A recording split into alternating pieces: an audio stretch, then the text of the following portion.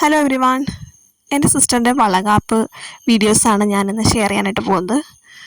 Actually ഇങ്ങനെയൊരു ചടങ്ങ് ഞങ്ങൾ തൊടുപുഴ ഭാഗത്തേക്ക് അധികം ഉണ്ടാവാറില്ല. എറണാകുളം ഭാഗത്ത് ഇപ്പോൾ കുറേ ആളുകളൊക്കെ സെലിബ്രേറ്റ് ചെയ്യുന്നതായിട്ട് അറിയപ്പെടുന്നുണ്ട്. അങ്ങനെ ഞങ്ങളും വളരെ ലൈറ്റായിട്ട് ഈ ഒരു ചടങ്ങ് നടത്താനായിട്ട് തീരുമാനിച്ചു.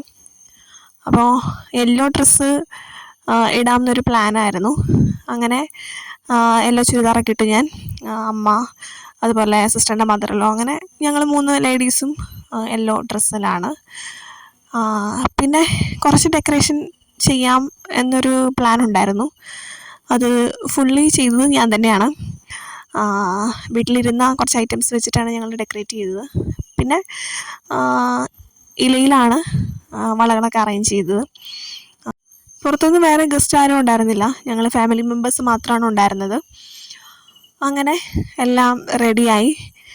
ഞങ്ങൾ വിചാരിച്ചേക്കാളും വളരെ ഗ്രാൻഡായിട്ടാണ് അത് വീഡിയോയിൽ വന്നത്. വളരെ ലൈറ്റായിട്ടൊക്കെ ഞങ്ങൾ തീരുമാനിച്ച് വളരെ ചെറിയൊരു ഫങ്ഷനായിട്ടൊക്കെ വിചാരിച്ച് ചെയ്തതാണ്. പക്ഷേ അതിൻ്റെ ഔട്ട്പുട്ട് വന്നപ്പോൾ വളരെ ഗ്രാൻഡായിരുന്നു. എൻ്റെ പേരൻസ്, എൻ്റെ ഹസ്ബൻഡ്, സിസ്റ്ററിൻ്റെ ഹസ്ബൻഡ് ആൻഡ് ഫാമിലി, അവരെല്ലാവരും വന്നു.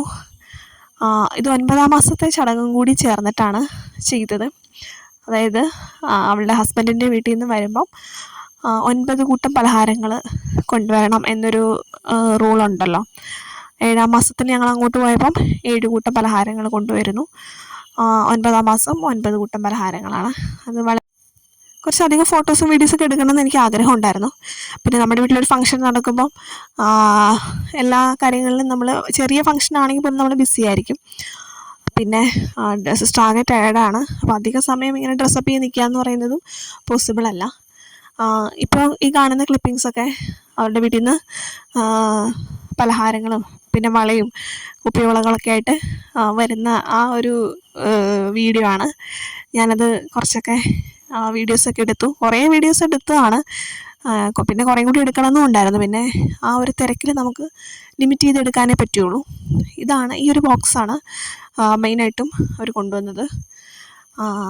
അതുപോലെ വേറൊരു ചെറിയൊരു ബോക്സും കൂടെ ഉണ്ടായിരുന്നു ഹൽവയൊക്കെ ആയിട്ട്. ഇത് ഒരുപാട് പലഹാരങ്ങളുണ്ടായിരുന്നു കേട്ടോ. ആക്ച്വലി വളരെ കുറച്ച് കൊണ്ടുവന്നാൽ മതിയെന്ന് പ്രത്യേകം ഞങ്ങൾ പറഞ്ഞിരുന്നു. എങ്കിലും ഇത്രയാണ് അവർ കൊണ്ടുവന്നത്. അപ്പോൾ ഈ പലഹാരങ്ങളിൽ നിന്നെല്ലാം ഞങ്ങൾ വളകാപ്പ് ചടങ്ങിന് വേണ്ടി എടുത്തു. സ്വീറ്റ്സ് എല്ലാ മധുര പലഹാരങ്ങളും, എല്ലാം മധുരം ഉള്ളത് തന്നെയായിരുന്നു. അങ്ങനെ ഫങ്ഷൻ തുടങ്ങിയിരിക്കുകയാണ്.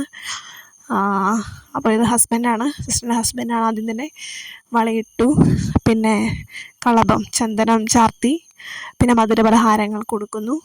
അങ്ങനെ ഉള്ള ചടങ്ങിലേക്കാണ് അപ്പോൾ പോകുന്നത്. ഞാനിങ്ങനത്തെ ഒരു ഫങ്ഷൻ ഇതാദ്യമായിട്ടാണ് കേട്ടോ. ആരുടെയും അങ്ങനെ അറ്റൻഡ് ചെയ്തിട്ടില്ല. ഈ ഒരു ഫങ്ഷൻ ചെയ്യാനായിട്ട് ഞങ്ങൾക്ക് മോട്ടിവേഷൻ കിട്ടിയത് സിസ്റ്ററിൻ്റെ മദറിലോ തന്നെയാണ്.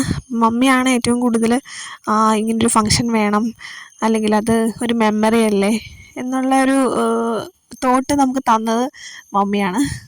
ശരിക്കും അത് ഇങ്ങനെ ചെറിയ ചെറിയ ഫങ്ഷൻസൊക്കെ നമ്മളത് സെലിബ്രേറ്റ് ചെയ്യേണ്ടത് തന്നെയാണ്. നമ്മളത് വേണ്ടാന്ന് വെച്ച് കഴിഞ്ഞാൽ അതൊരു മെമ്മറി അല്ല. പക്ഷേ അവർക്ക് രണ്ടുപേർക്കും അതൊരു മെമ്മറബിളായിട്ട് മാറാനായിട്ട് ഈ ഒരു ഫങ്ഷൻ വളരെ ഹെൽപ്പ് ചെയ്തു. അപ്പോൾ ഏറ്റവും കൂടുതൽ ഈ ഒരു ഫങ്ഷന് ഇനിഷ്യേറ്റ് ചെയ്ത ഒരാളാണ് സിസ്റ്ററിൻ്റെ മദറിലോ, മമ്മി.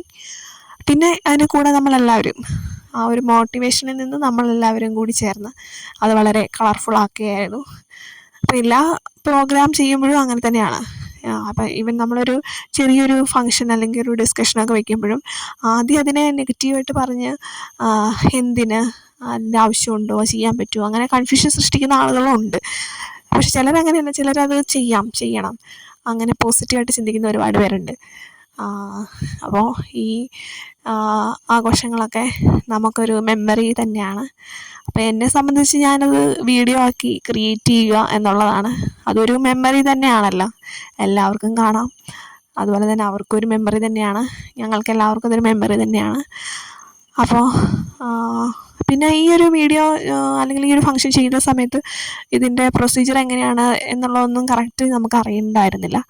അപ്പോൾ ഞങ്ങളും വീഡിയോസൊക്കെ റെഫർ ചെയ്തിരുന്നു, യൂട്യൂബിലൊക്കെ വീഡിയോസൊക്കെ നോക്കിയിരുന്നു ഇത് ആളുകൾ എങ്ങനെയാണ് ചെയ്യുക എന്നുള്ളത്.